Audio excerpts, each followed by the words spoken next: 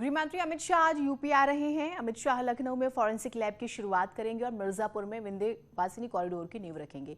साथ ही पूर्वांचल के पहले रोपवे का उद्घाटन भी करेंगे। अमित शाह के दौरे को यूपी में चुनावी अभियान के शंखनाद से भी जोड़कर देखा जा रहा है। Special report.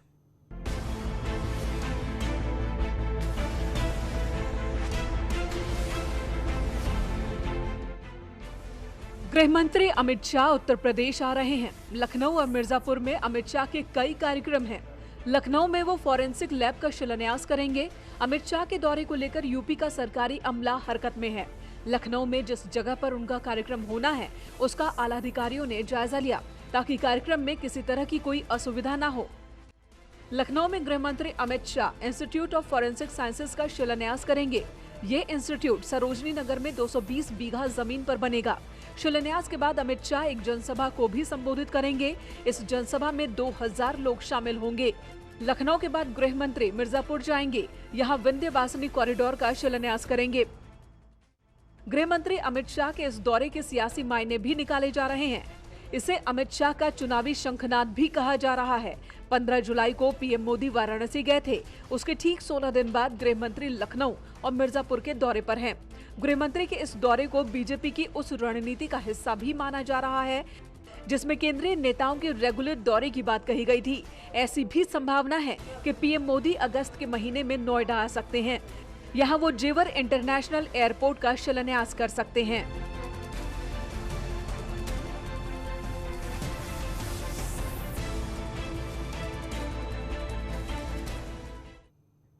विंध्यवासिनी कॉरिडोर को लेकर अमित शाह ने रात ट्वीट भी किया था। अमित शाह ने अपने ट्वीट में लिखा, योगी आदित्यनाथ जी की सरकार द्वारा बनाए जा रहे मां विंध्यवासिनी कॉरिडोर का शिलान्यास होगा। इससे शक्तिपीठ आध्यात्मिक पर्यटन का प्रमुख केंद्र बनेगा।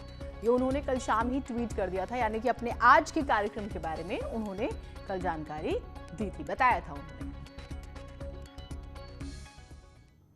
उधर लखनऊ के एसजीपीजीआई में भर्ती यूपी के पूर्व सीएम कल्याण सिंह से मिल सकते हैं अमित शाह। ये भी खबरें हैं, कल्याण सिंह काफी दिनों से बीमार है। एसजीपीजीआई में वो भर्ती है। 21 जून से उनकी तबीयत खराब है और आपने देखा कि वो जब से एडमिट है डॉक्टर्स की पूरी टीम मॉनिटरिंग कर रही है और बाकायदा उनका हेल्थ बुलेटिन जारी किया जाता है। लेकिन दूसरी तरफ जो तमाम बड़े नेता हैं बीजेपी के, चाहे आप उसमें हम अमित शाह मिल सकते हैं, ये संभावना है। लेकिन आपने देखा कि प्रधानमंत्री ने भी हालचाल जाना था उनका। रक्षा मंत्री राजनाथ सिंह उनसे मिलने पहुंचे थे। कई नेता उनसे मिलने पहुंचे थे। शाहनवाज हुसैन केंद्रीय मंत्री जो हैं बिहार के, वो उनसे मिलने पहुंचते हैं। और उसके बाद भी आपने देखा कि मुख्यमंत्री योगी आदित्यनाथ कई बार उनसे मिलने पहुंचे हैं। तो कई बड़े नेता उनसे मिलने पहुंचे और अमित शाह भी कल्याण सिंह से मिल सकते हैं, ये भी खबरें आ रही हैं।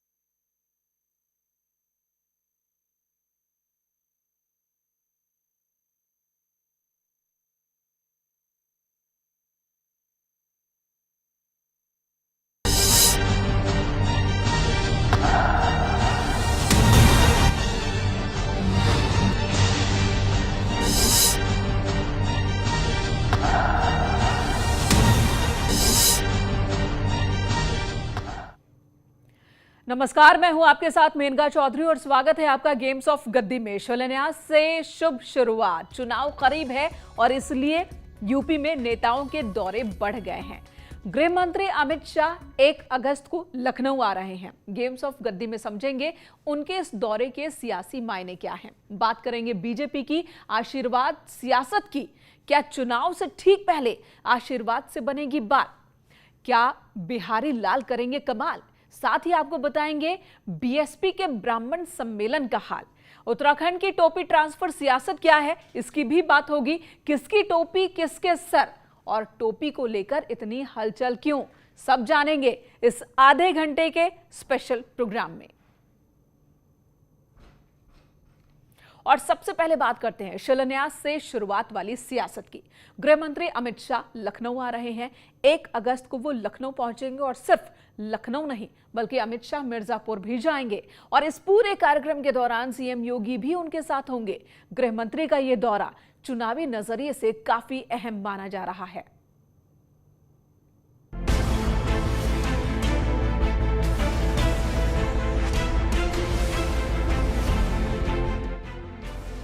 गृह मंत्री अमित शाह उत्तर प्रदेश आ रहे हैं। लखनऊ और मिर्जापुर में अमित शाह के कई कार्यक्रम हैं।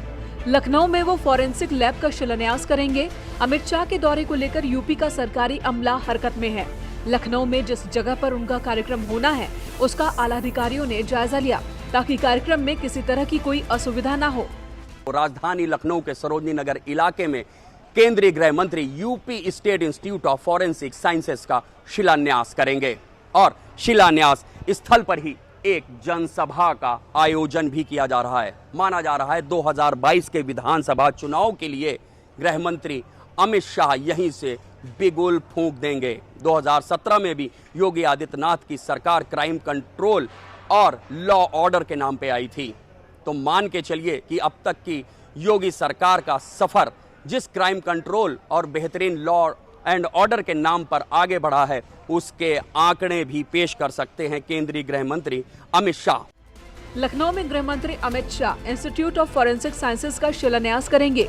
ये इंस्टीट्यूट सरोजनी नगर में 220 बीघा जमीन पर बनेगा। शिलान्यास के बाद अमित शाह एक जनसभा को भी संबोधित करेंगे। इस जनसभा में 2000 लोग शामिल होंगे। लखनऊ के बाद गृह मंत्री मिर्जापुर जाएंगे। यहाँ विंध्यवासिनी कॉरिडोर का शिलान्यास करेंगे। गृह मंत्री अमित शाह के इस दौरे के सियासी मायने भी निकाले जा रहे हैं। इसे अमित शाह का चुनावी शंखनाद भी कहा जा रहा है। 15 जुलाई को पीएम मोदी वाराणसी गए थे। उसके ठीक 16 दिन बाद गृह मंत्री लखनऊ और मिर्जापुर के दौरे पर हैं। गृह मंत्री के इस दौरे को बीजेपी की उस रणनीति का हिस्सा भी माना जा रहा है जिसमें केंद्रीय नेताओं के रेगुलर दौरे की बात कही गई थी। ऐसी भी संभावना है कि पीएम मोदी अगस्त के महीने में नोएडा आ सकते हैं। यहाँ वो जेवर इंटरनेशनल एयरपोर्ट का शिलान्यास कर सकते हैं।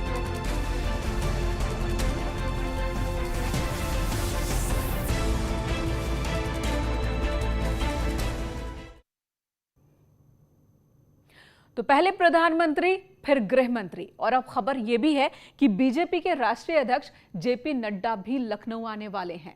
हालांकि नड्डा कब आएंगे लखनऊ, तारीख क्या है ये अभी तय नहीं है, लेकिन खबर यही है कि अगस्त के महीने में ही जेपी नड्डा लखनऊ के दौरे पर आ रहे हैं। और चुनाव करीब आता है तो राजनीतिक दल अपना वोट शेयर बढ़ाने के लिए नए नए तरीके अपनाने लगते हैं। कहीं कोई ब्राह्मण सम्मेलन कर रहा है तो कोई पिछड़ों को साधने के लिए पिछड़ा सम्मेलन कर रहा है। बीजेपी आशीर्वाद यात्रा कार्यक्रम चला रही है। मकसद क्या है ये सभी जानते हैं, लेकिन बीजेपी इसे सेवा भावना कह रही है।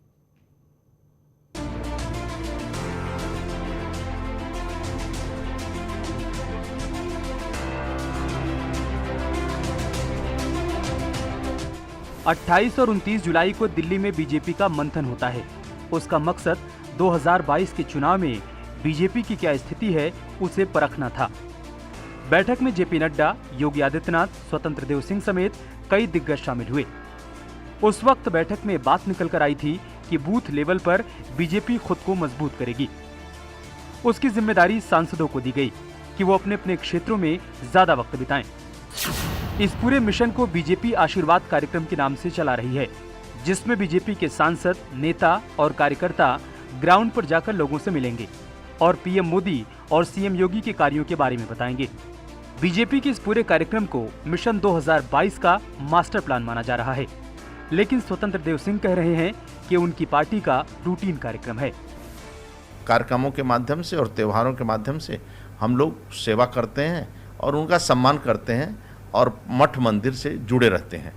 ये हमारी परंपरा है। मतलब कोई अभी चुनाव आ गया इसलिए नहीं, ये प्रक्रिया 1951 से डॉक्टर श्यामा प्रसाद मुखर्जी, पंडित दीनदयाल उपाध्याय के बाद, देश की गौरव अटल बिहारी वाजपेयी जनसंघ बीजेपी की स्थापना के बाद ये परंपरा अनवरत चल रहा है। आज आदरणीय मोदी जी के नेतृत्व में उसी परंपरा को, आदरणीय राष्ट्रीय अध्यक्ष नड्डा जी के नेतृत्व में उसी परंपरा को हम लोग आगे बढ़ा रहे हैं। बीजेपी यूपी में घर घर जाकर मुख्यमंत्री योगी के काम पर वोट मांगने का प्लान बना रही है। और इधर लखनऊ में आरपीआई नेता रामदास अठावले ने सीएम योगी से मुलाकात की। अठावले ने ट्वीट कर बताया कि उन्होंने योगी से मुलाकात की है और यूपी इलेक्शन में गठबंधन को लेकर बातचीत की है। खबर है कि अठावले ने 10 सीटों पर चुनाव लड़ने की इच्छा जताई है। उन्होंने बीजेपी से 10 सीटें मांगी हैं।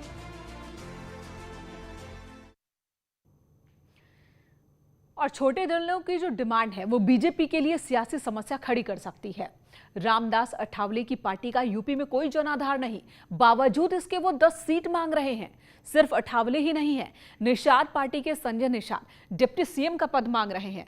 निषाद पार्टी का एक भी विधायक नहीं है। हालांकि विजय मिश्रा ने उनकी ही पार्टी के टिकट पर ज्ञानपुर से चुनाव जीता था 2017 में, लेकिन 2018 में संजय निषाद ने उन्हें पार्टी से निकाल दिया था। बीजेपी के सामने समस्या ये है कि कैसे इन सभी को समझाया जाए, क्योंकि अगर ये दल बीजेपी से हटते हैं तो फिर विपक्ष इन्हें अपने पाले में करने में देर नहीं लगाएगा। चलिए अब बात कर लेते हैं बीएसपी के ब्राह्मण सम्मेलन की। बीएसपी ब्राह्मणों को अपने पाले में करना चाहती है। बीएसपी के मिशन ब्राह्मण की जिम्मेदारी सतीश मिश्रा के कंधे पर है। मायावती के बाद पार्टी में नंबर 2 की हैसियत सतीश मिश्रा की है और ऐसा कुछ एक्सपर्ट कहते हैं। ब्राह्मणों को लुभाने के लिए सतीश मिश्रा यूपी में अलग अलग शहरों में ब्राह्मण सम्मेलन कर रहे हैं।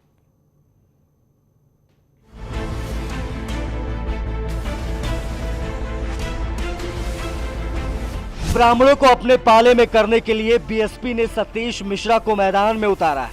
सतीश मिश्रा यूपी के अलग अलग शहरों में ब्राह्मण सम्मेलन करते हुए मथुरा पहुंच गए। यहां उन्होंने श्री कृष्ण से आशीर्वाद लेकर ब्राह्मण सम्मेलन की शुरुआत की। मथुरा में जब उनसे पूछा गया कि चुनाव से पहले अचानक ब्राह्मण कैसे याद आ गए, तो उन्होंने कहा ये चुनाव की नहीं बल्कि सम्मान की बात है।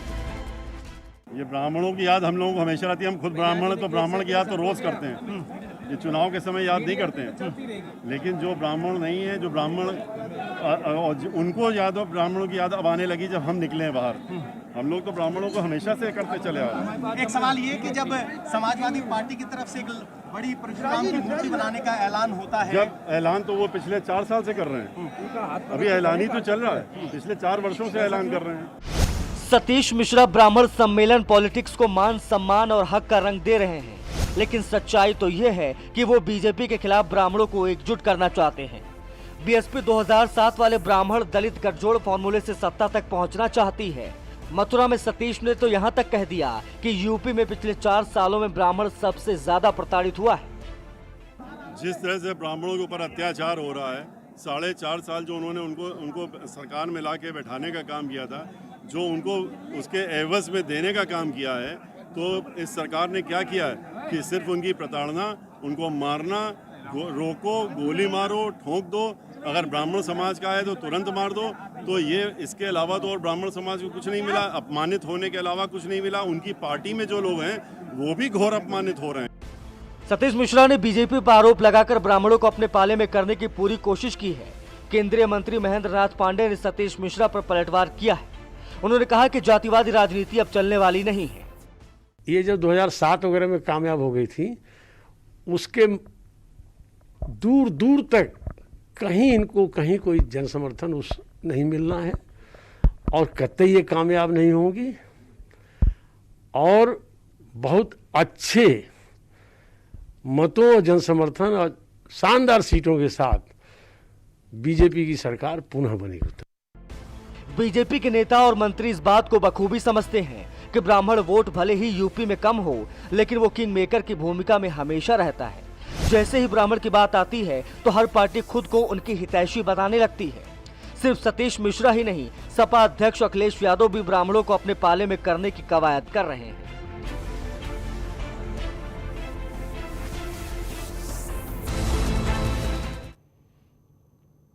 एसपी बीएसपी ब्राह्मणों को रिझाने में जुटी है तो बीजेपी की निगाह टिकी है पिछड़ों पर। है ये तो बात हुई उत्तर प्रदेश की। उत्तराखंड का हाल भी जान लेते हैं। कांग्रेस के इलेक्शन कैंपेन कमेटी के चेयरमैन हरीश रावत चुनाव से पहले हिंदू वोट को साधने में जुट गए हैं और मुसलमानों के नेता वाली इमेज से पीछा छुड़ाना चाहते हैं। नमाज और टोपी के दुष्प्रचार के लिए हरदा ने बीजेपी पर ठीकरा फोड़ा है।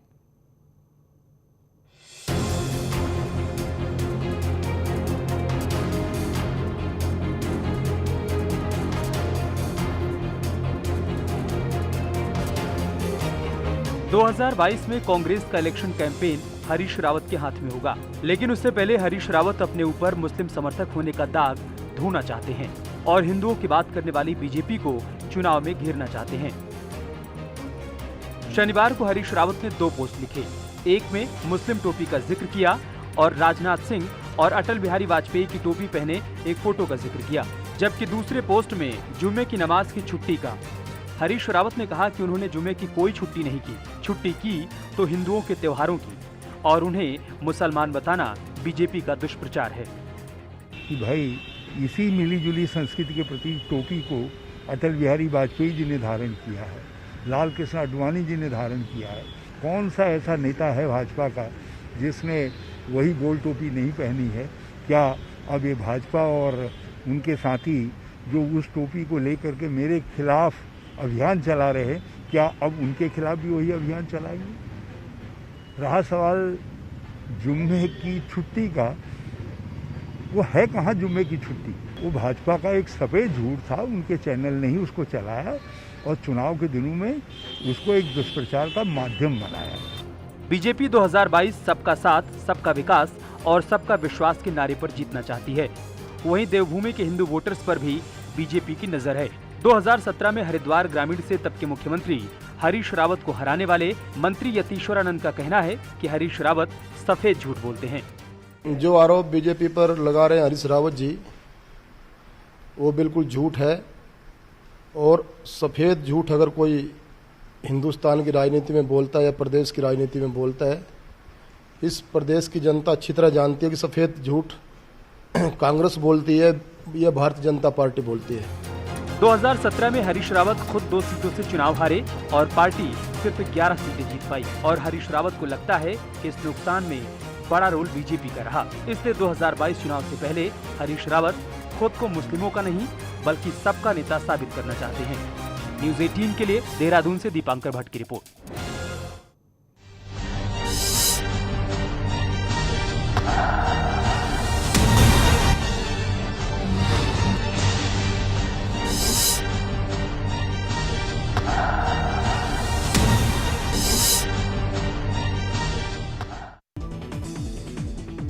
उत्तराखंड बोर्ड का 10